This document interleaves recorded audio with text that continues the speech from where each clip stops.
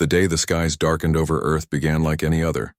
Blue skies turned to black as massive ships appeared in orbit, their hulls gleaming like polished obsidian against the void of space.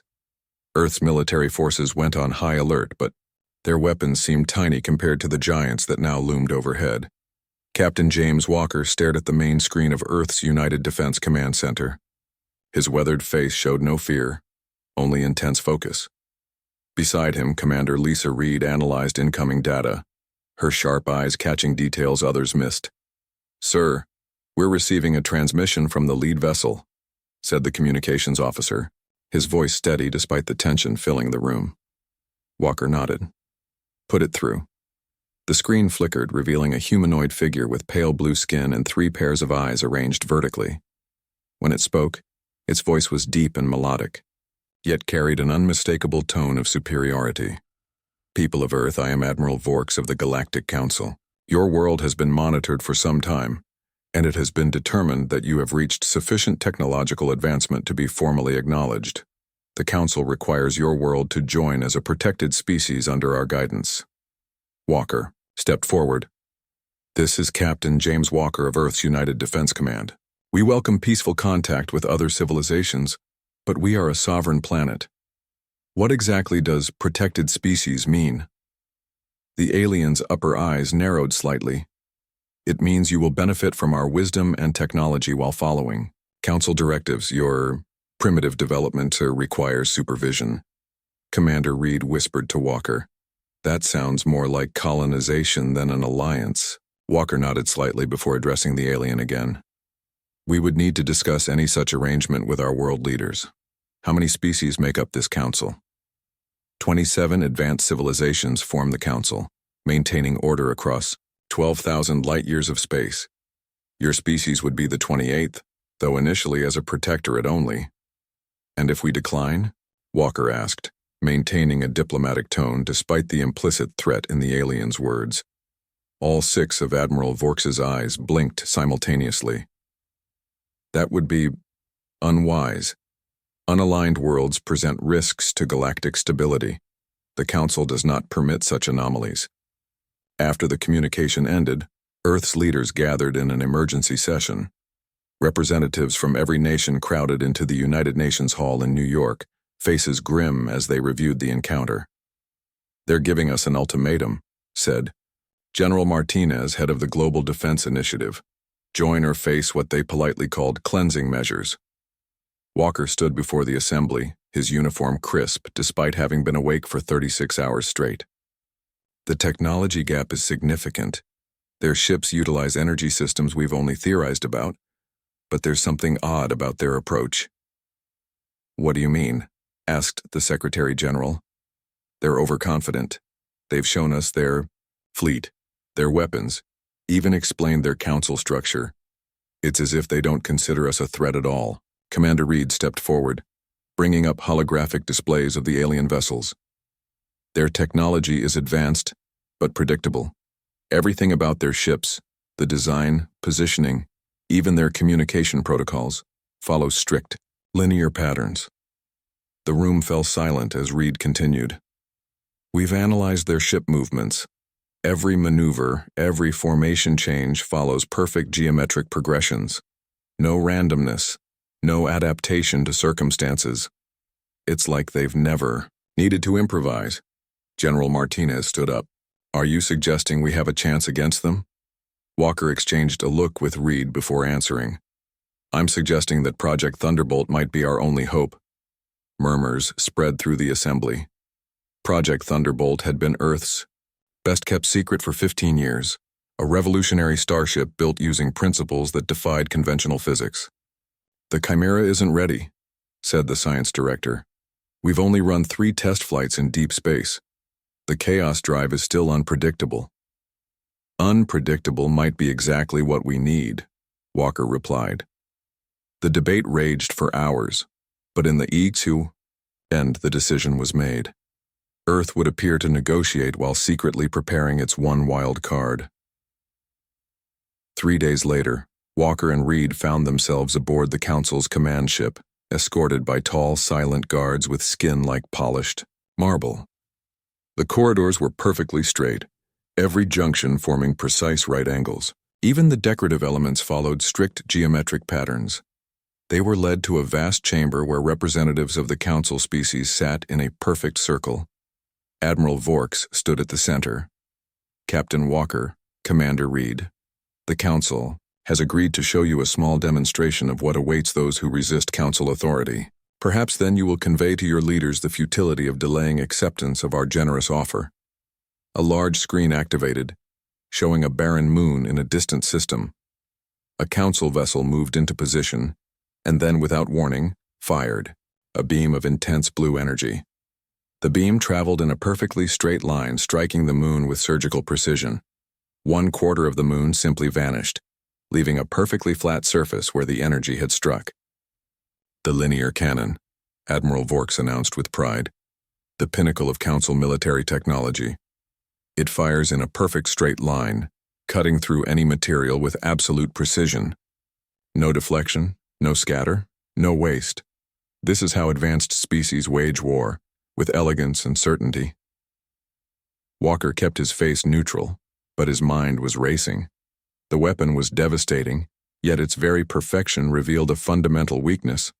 In council thinking, "Impressive," he said carefully. "Earth has nothing comparable." "Of course not," Vorks replied. "Your species still relies on explosive propellants and crude ballistics. You have barely mastered basic orbital travel. How long do we have to consider your offer?" Reed asked. "The Council grants Earth 72 hours to submit formal acceptance. After that, we will be forced to begin cleansing procedures on outlying, human settlements." As they were escorted back to their shuttle, Walker whispered to Reed, "Did you notice? Not one of their systems shows any capacity for dealing with unpredictable variables." Reed nodded slightly. "Their entire civilization, values order above all. They fire straight. Then it's time for humans to show them the value of chaos," Walker said as they boarded their shuttle to return to Earth. "Send the authorization code to activate final phase of Project Thunderbolt."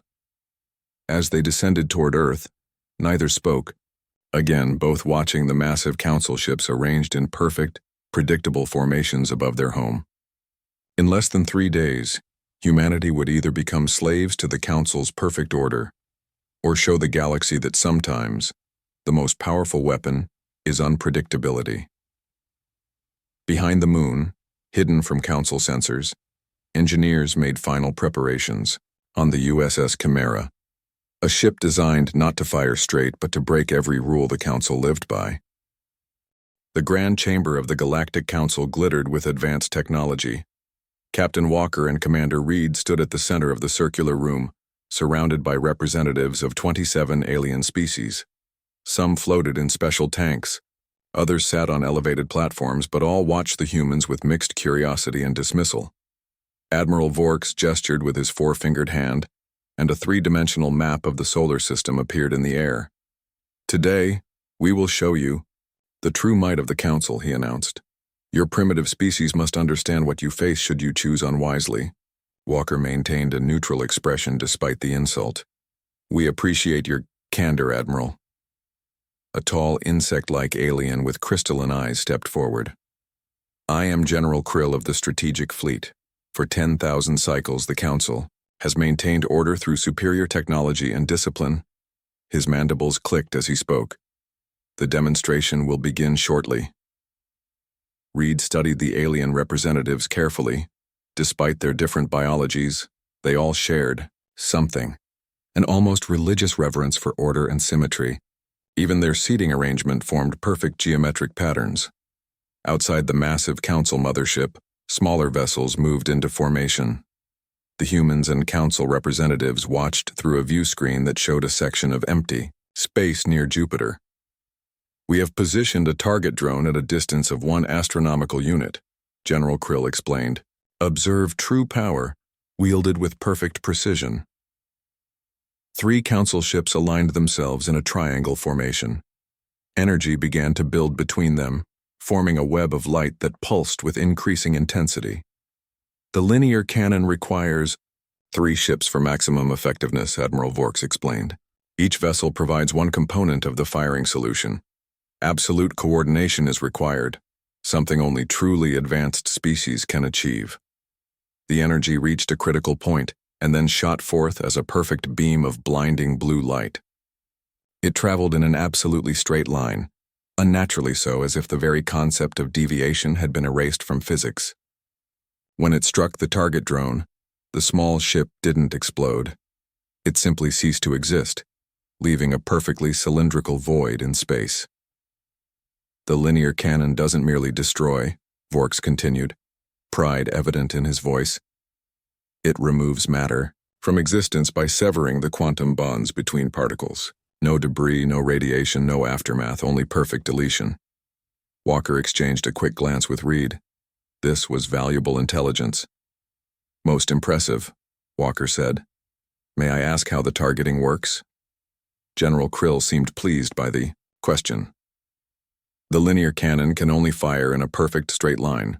Once the three ships establish the firing solution, it cannot be altered. This is why precise positioning and mathematical perfection are the foundation of Council military doctrine. And if the target moves? Reed asked innocently. Several Council members made sounds that might have been laughter. A common question from species new to galactic conflict, Vork said condescendingly. In space warfare, true technological superiority removes the need for unpredictability. Our targeting computers can calculate an object's movement with perfect accuracy, allowing us to position our forces where the target will be, not where it is. Fascinating, Walker said, mentally cataloging the tactical weakness this revealed. Your approach to warfare is certainly different from Earth's military history. Admiral Vorks tilted his head. Different? No, Captain. Superior. Your species still relies on chaotic tactics and wasteful explosives because you lack the ability to achieve perfection. The demonstration continued as the Council ships performed increasingly complex maneuvers, always in perfect geometric patterns. They destroyed asteroid fragments with surgical precision, carving them into perfect cubes and spheres with their energy weapons. During a short break, Walker and Reed were escorted to an observation deck. Reed whispered, "They're showing off." Walker nodded slightly. "And telling us exactly how they fight. Notice how every ship moves in predictable patterns? How their formations never adapt to changing circumstances? They've never faced an enemy that survived long enough to require adaptation," Reed replied. "Their weakness is their rigidity." A soft chime indicated the demonstration was resuming. This time, Admiral Vorks himself guided them to a different section of the mothership.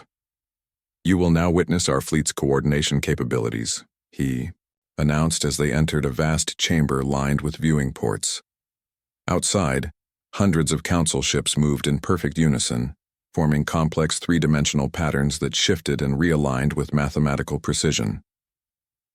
It was beautiful, but eerily mechanical. Each vessel knows its exact position relative to every other ship, Vorks explained.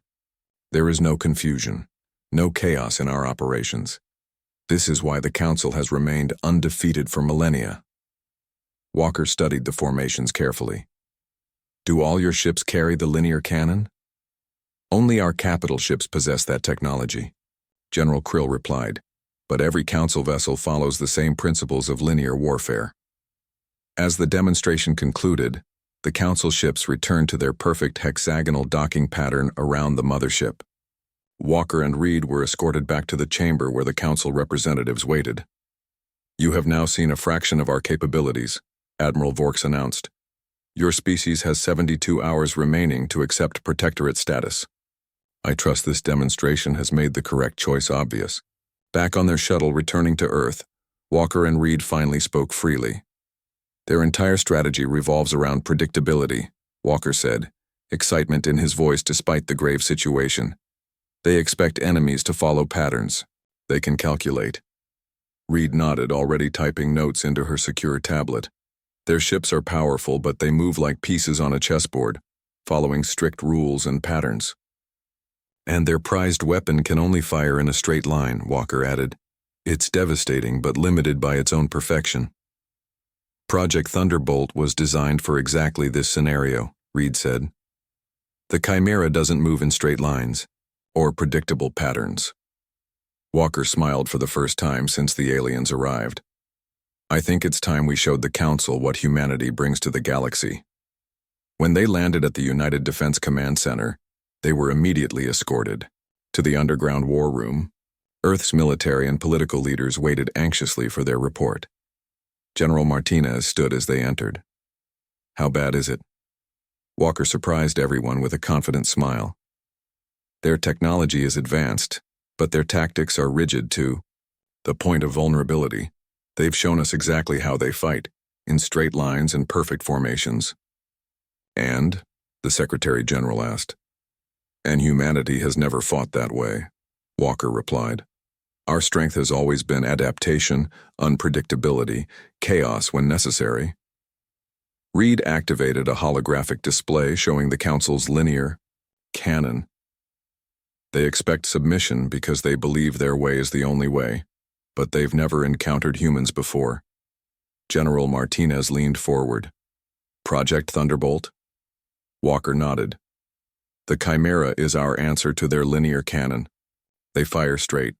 We'll show them what happens when humans decide to get creative.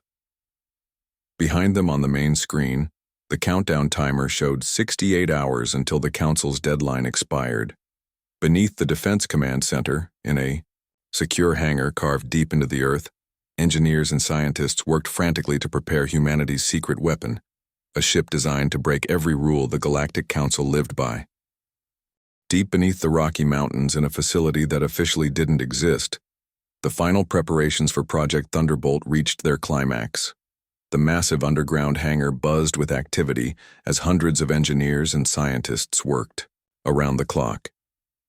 Captain Walker and Commander Reed stood on an observation platform overlooking the centerpiece of humanity's secret defense project, the USS Chimera. Unlike the sleek, geometric perfection of Council ships, the Chimera looked almost unfinished. Its hull was a patchwork of different materials, with curves and angles that seemed to follow no logical pattern. Parts of it appeared to shift and change, even as they watched. She doesn't look like much, General Martinez said as he joined them on the platform. Walker smiled. That's the point. The Council would look at her and see a primitive, cobbled-together mess. They wouldn't understand what they're seeing. Chief Engineer Mike Thompson approached, his jumpsuit stained with hydraulic fluid, and his eyes red from lack of sleep. Despite his exhaustion, excitement radiated from him. She's ready, Thompson announced. Final tests on the Chaos Drive exceeded expectations. The Chimera can move in ways that should be physically impossible. Reed turned to him. Explain it to the General. He needs to understand what makes the Chimera different. Thompson gestured toward the strange vessel. The Council's ships, and their weapons, operate on principles of perfect linearity. Their technology is advanced, but predictable. The Chimera is the opposite. He activated a holographic display showing the ship's internal systems. The Chaos Drive doesn't push the ship in a single direction like conventional engines.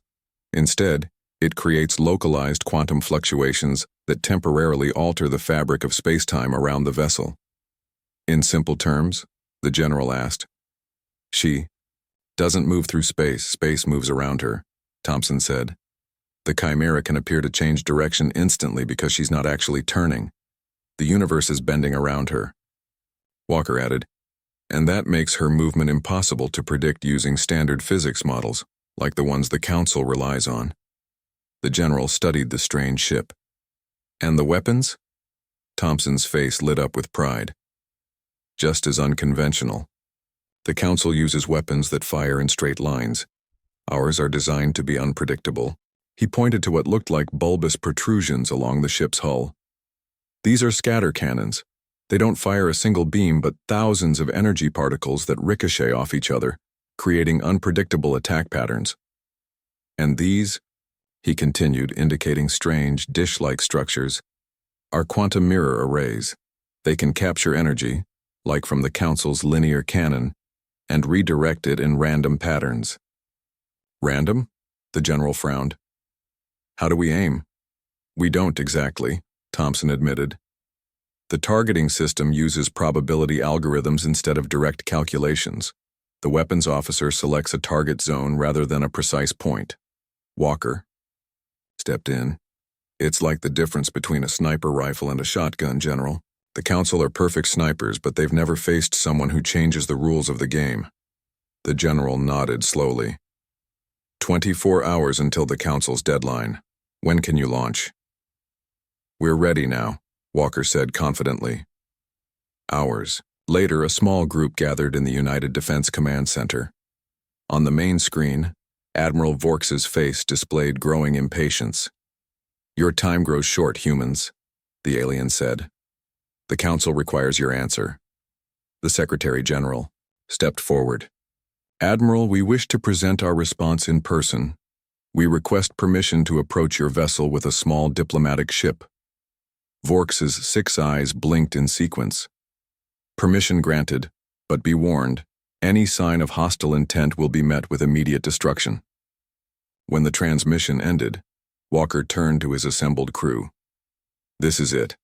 Everything we've planned for.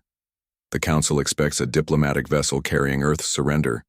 Instead, they'll get their first look at the Chimera. The 20 crew members of the Chimera represented Earth's finest. Pilots, engineers, scientists, and soldiers, chosen not just for their skills, but for their ability to think creatively. They won't recognize what they're seeing, Reed told the crew during the final briefing. The Chimera doesn't match any known ship design. They'll scan us, but their sensors are designed to detect specific energy signatures and regular patterns. The Chaos Drive emits neither. Walker took his place in the command chair. Our mission isn't to attack first. We'll approach openly, let them scan us, and wait for their reaction. Remember, the Council has never faced a species that didn't either surrender or fight conventionally. Thompson spoke from his engineering station. The Chaos Drive is operating at 87% efficiency. We could push it higher, but the stability curves become unpredictable above 90%. 87% is enough, Walker assured him. Weapons status? Scatter cannons charged, reported the weapons officer. Quantum mirrors aligned and ready. Defensive systems active. Walker took a deep breath. Launch sequence initiated. Open the mountain. Above them, the massive doors built into the mountainside slid open, revealing the night sky. The Chimera rose silently, its strange drive emitting no visible exhaust or energy signature. As they climbed through the atmosphere, Council ships detected their movement and adjusted their positions, moving into their standard hexagonal defense formation. They're tracking us, Reed reported, but they're confused. Their communications indicate they can't identify our propulsion system. Walker smiled. Good, let's keep them guessing. The Chimera approached the Council mothership at a measured pace. On the Council's command deck, Admiral Vorks and General Krill watched the approaching vessel with growing concern. What manner of ship is that? Krill demanded of his sensor operators.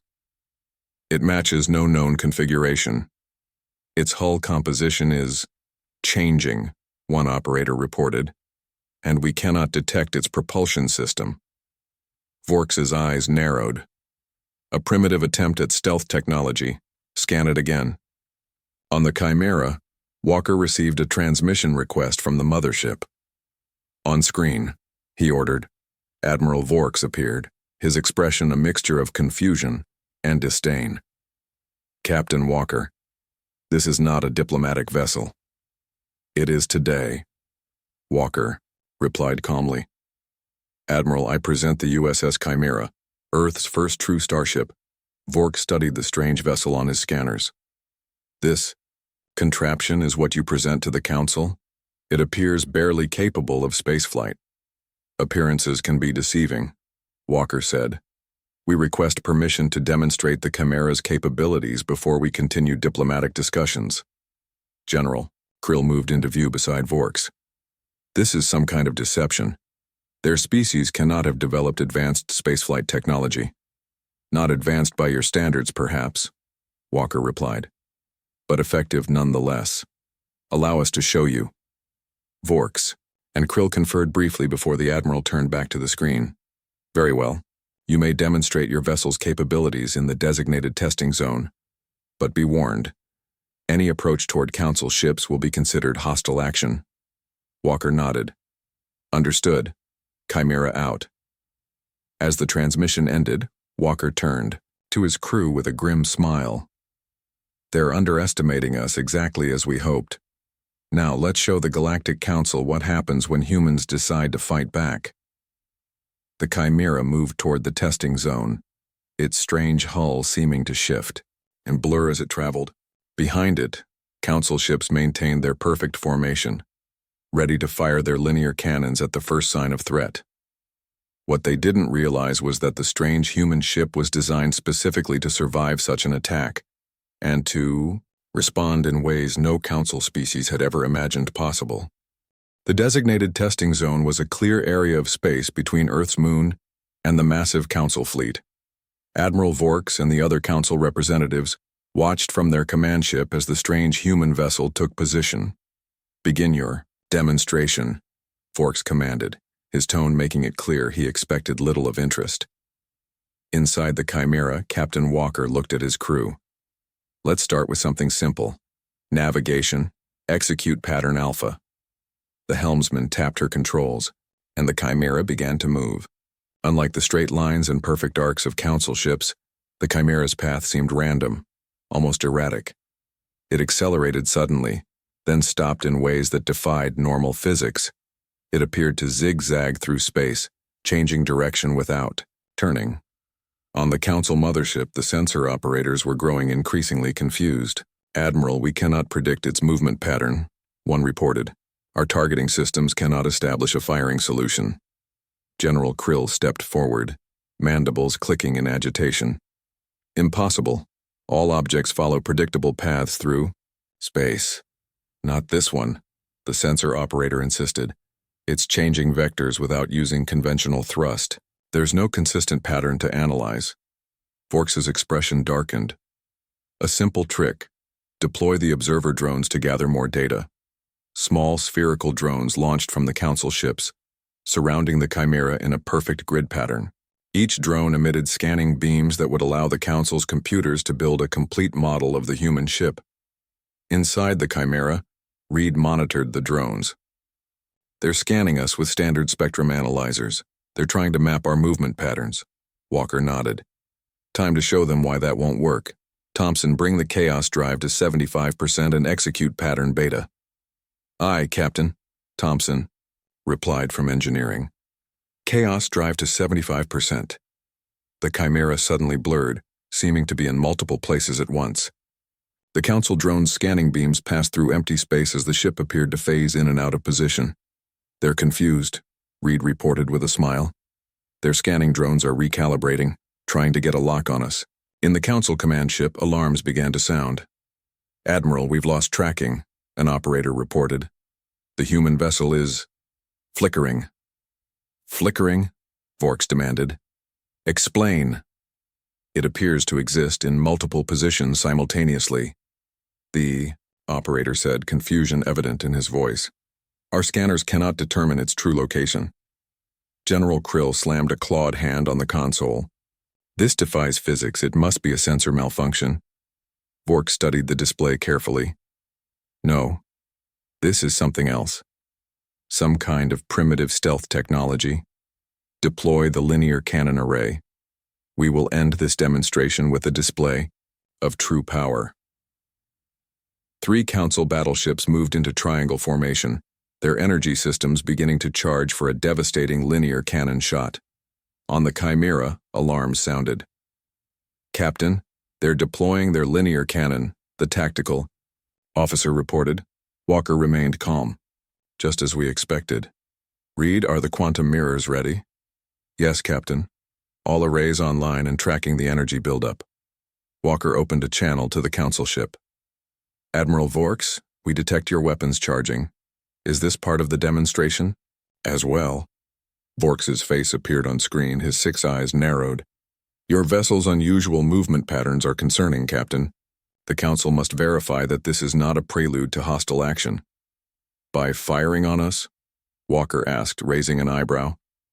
"The linear cannon will pass near your vessel," Vorks stated, "to demonstrate our precision, unless, of course, you wish to end this charade and accept the Council's authority. Walker smiled calmly.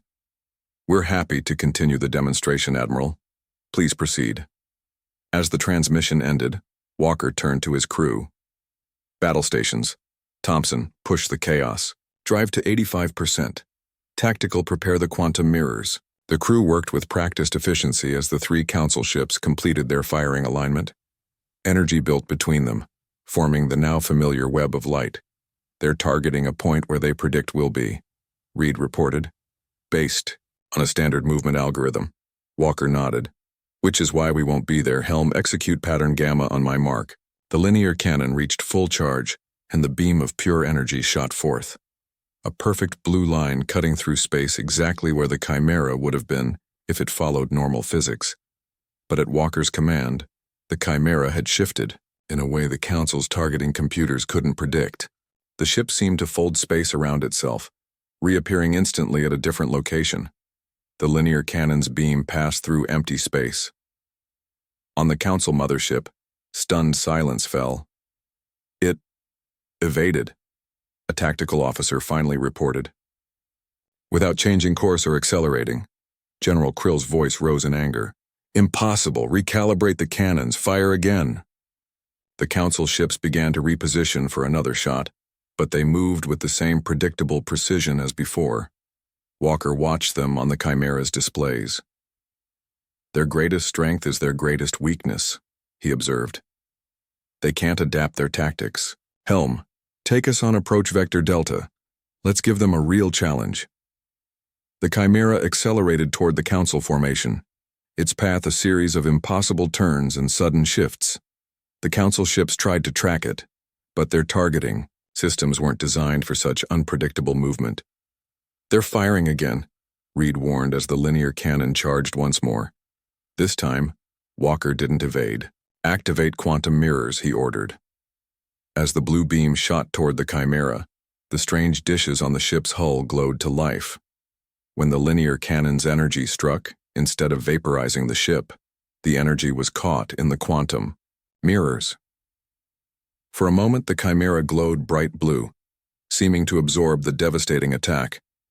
Then, the quantum mirrors redirected the energy, not in a straight line, but in dozens of random, ricocheting beams that scattered in all directions. Several beams struck Council ships, not with enough force to destroy them, but enough to damage their perfect hulls. Alarms blared throughout the Council fleet as the impossible happened, their own weapon used against them in a way they had never conceived possible. Direct hit on our port side, a Council officer reported, panic in his voice. The human vessel redirected the linear cannon's energy. Admiral Vork stood rigid with shock. All ships, defensive formation. Prepare for... But he couldn't finish the order because he didn't know what to prepare for. In 10,000 years of Council dominance, no species had ever survived a linear cannon shot, let alone reflected it back. On the Chimera, the strain of the maneuver was evident. Systems sparked and alarms sounded. Quantum mirrors at 30% capacity, the tactical officer reported. They can't take another direct hit.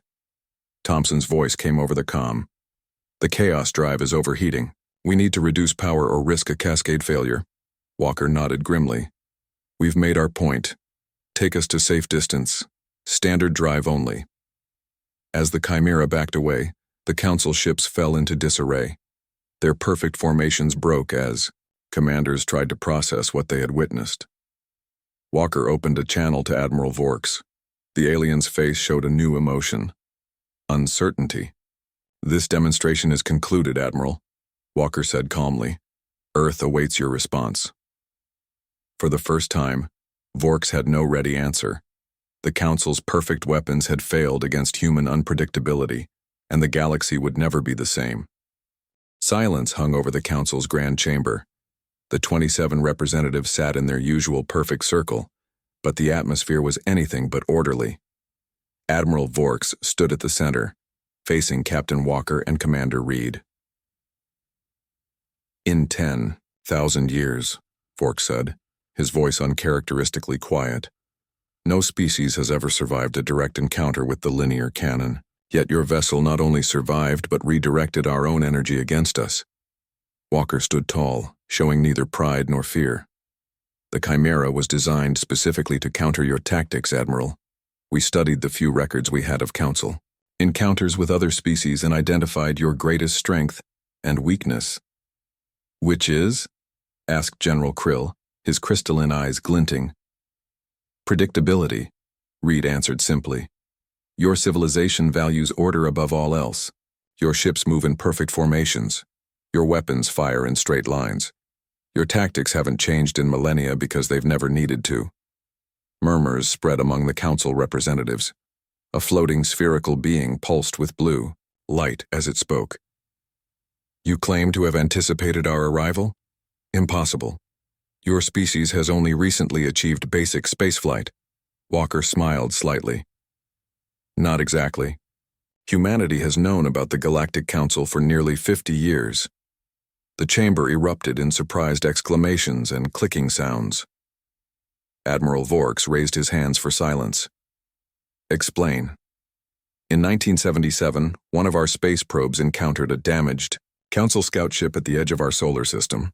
Walker explained. The crew was dead, but the ship's data core was intact. We reverse-engineered what we could and learned about the Council. Impossible, General Krill insisted. Our technology is far beyond your capability to understand. True, Walker admitted. We couldn't replicate your technology, but we could study your tactics, your patterns, your philosophy, and we began preparing. Reed activated a small device that projected images of Earth's hidden facilities. Project Thunderbolt wasn't about matching your technology, it was about countering it. We knew that if we ever encountered the Council, conventional weapons would be useless.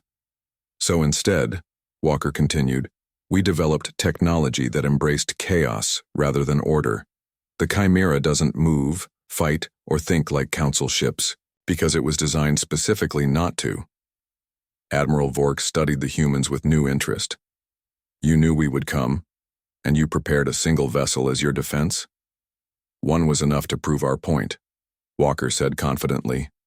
We have the designs for 30 more. This was a bluff. The Chimera had nearly depleted Earth's rare resources, but Vorks had no way to know that. A tall, willowy alien with pale skin spoke next. Your species presents a unique situation. The Council has never encountered a civilization that specifically developed countermeasures to our tactics. Walker nodded. Because most species try to imitate you, to develop along the same technological path. We chose a different approach. Chaos, Vork said, almost with distaste. Adaptability, Walker corrected. Humanity's greatest strength has always been our ability to adapt, to find unexpected solutions, to think differently when faced with challenges. The Council representatives conferred among themselves in hushed tones. Finally, Admiral Vorks turned back to the humans. The Council must reconsider Earth's status, he announced formally. Your demonstration has raised questions about our standard protocols.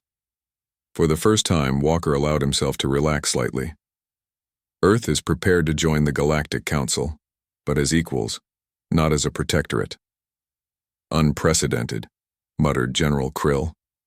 So was surviving the linear canon, Reed pointed out. The debate continued for hours. Council species argued among themselves, some insisting that humans be contained, others arguing for a more careful study of Earth's unusual approach to technology.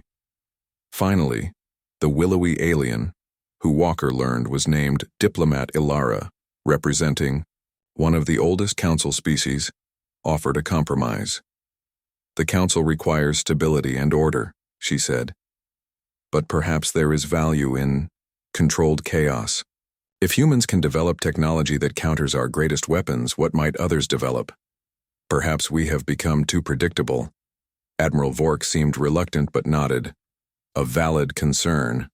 Our dominance has led to complacency. We propose an arrangement, Diplomat Ilara continued. Earth will join the Council not as a protectorate but as a provisional member. In exchange, human engineers will work with Council scientists to develop new defensive systems less vulnerable to unconventional attacks. Walker exchanged a glance with Reed before replying. And Earth maintains its sovereignty? Our right to develop our own path? Within council guidelines, Vork stipulated. But yes, with greater autonomy than standard protectorates. Walker considered the offer carefully. We accept your terms, with one addition. Complete access to council star charts and data on all known species. If Earth is to be part of this galactic community, we need to understand it fully. More debate followed, but eventually agreement was reached. The Chimera's demonstration had forced the council to recognize that their perfect order had created perfect predictability, a dangerous weakness if ever exploited by a truly hostile force. 3 months later, Captain Walker stood on the observation deck of a new facility orbiting Earth. Below him, council ships moved in formation alongside human vessels, conducting joint exercises. The USS Chimera floated nearby, now joined by 2 smaller vessels incorporating both human and council technology. Commander Reed joined him, holding a data tablet. The council is keeping their end of the bargain. Their engineers are actually learning from us, incorporating randomized defensive patterns into their ship designs. Walker nodded. And their data on the galaxy has opened up possibilities we never imagined.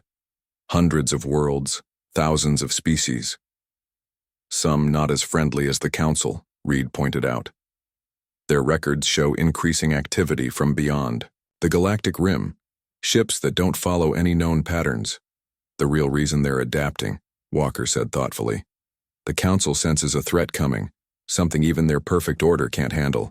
Admiral Vorks entered the observation deck, moving with the fluid grace of his species. Over the past months, the Admiral had developed a grudging respect for the humans. Captain Walker, Commander Reed, he greeted them.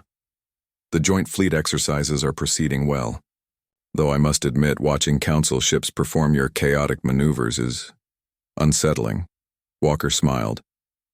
Change usually is. Indeed. Vorks turned to look out at the stars. Our tacticians have analyzed the data from beyond the rim. The patterns, or rather the lack of patterns, is concerning.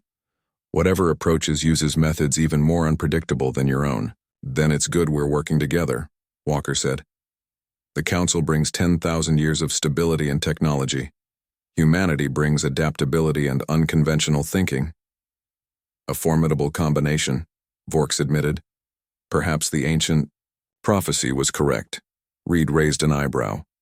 Prophecy? There is an old saying among the founding species, Vorks explained. When order reaches perfection, chaos will rise to balance the scales.